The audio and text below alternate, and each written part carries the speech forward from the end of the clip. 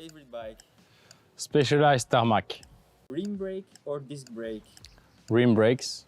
So there was Philippe Gilbert giving his thoughts on if he prefers aero bikes, rim brakes, and he went for lightweight bikes and rim brakes, not disc brakes or aero bikes, which is contrary to Specialized, who love the disc brakes and the aero bikes, as they're pushing everyone to ride the Venge, which only has disc brakes. So I thought I'd look at some of the other pros. What do they think? Lightweight bikes, aero bikes, rim brakes or disc brakes, and see if people actually really are riding what they prefer. On the road, I'm not sure about the benefits. I mean, sure, the brakes are much better. If you crash and you pile up with like 30 guys, I think there are gonna be some tough injuries because of the disc. For the moment, opinion on disc brakes in the pro peloton, good or bad?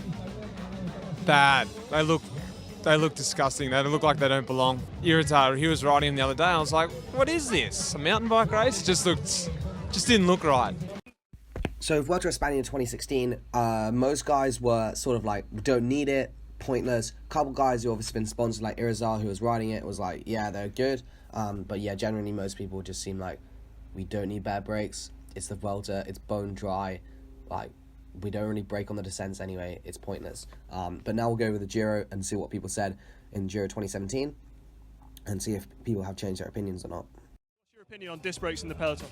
I don't have really an opinion about it. I just see, and if you are obliged to ride with it, it's okay, and if not, it's not, and we'll see. And have you ever ridden a road bike with disc brakes yourself? No, never tried. No. Would you like to? No, not now. Yeah, some discs. Well, I think for me, it's just the feeling of the bike is much stiffer. Braking is always good. I mean, it's just a bike that feels good, and that's the main reason. There's no proof that any incident actually happened because of the disc brakes, and I believe that it's also the future of cycling. I mean, it's something that's coming up more and more, and it's a very interesting technology. And I think, of course, when there's something new, there's always controversy about it. So I think it's a normal thing. The biggest difference is in the rain, so that's where it really makes a difference. And the last few Giros I did was always a lot of rain, so I think that could make a difference in a wet stage. For me personally, I think it's the same for the other guys. We don't really feel it's necessary. Me personally, I don't feel like it's a necessary. It's gonna already with the weight of the bike. Like we have a disc brake bike here, and it's 700 grams heavier than this bike. So there are advantages and disadvantages, but I think for the moment, I think we're fine with the brakes the way they are, and maybe in the future we will have to change eventually, I'm sure. But for the moment, the guys are happy the way it is. These brakes are perfectly adequate, I think, for what we do. But again, like it's the bike industry wants to move forward, sell more bikes, I think. So yeah. I imagine the difference between those brakes and the brakes that you rode when you first started cycling is perhaps greater than the difference between disc brakes and those brakes.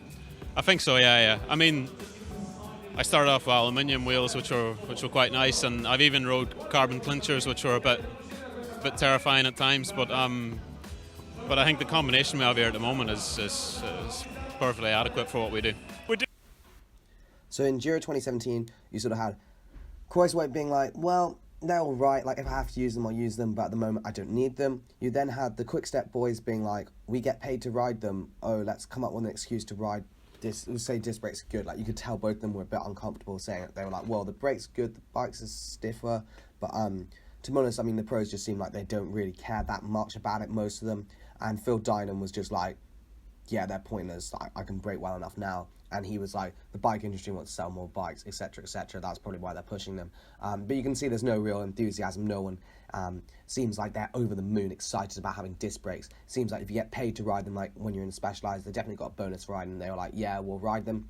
But if you have the choice, like Team Sky, and your bike weighs 700 grams extra for disc brakes, the pros are just like, no, don't want it. So yeah, that's what they think so far. Next, we go to Tour Down Under this year, I believe it was.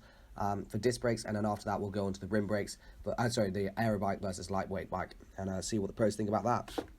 The last two Paris-Roubaix, we used them because we had a bigger tubular, And for me, I really loved it, especially now we're able to have the same hood, you have the same brake position with the new disc, and you can make basically a light bike with it.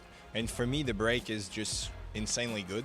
Even with rain, it doesn't block it, because before I think a lot of people were scared to just completely block the wheel and then slip, but it actually just brakes smoother and it's easier to quickly brake. The only side I can see is maybe in the wet, in the wet it's quite hard to stop on normal brakes, but everyone's on normal brakes, so everyone's stopping at the same speed, which kind of, that's how it works, So although you can't stop, the person in front of you can't stop either. So you're kind of all in the same sort of, bit like on the track where you have no brakes, exactly the same kind of thing, where if it's raining and someone's got disc brakes with good braking, and they're in front of you and able to brake and you're behind with no disc brakes, then the chances are you might end up going into them, So that's the only downside I can see of it. Aero bike or a lightweight bike? Both. An aero bike or a lightweight bike? Definitely the Aero bike. Aero bike or a lightweight bike?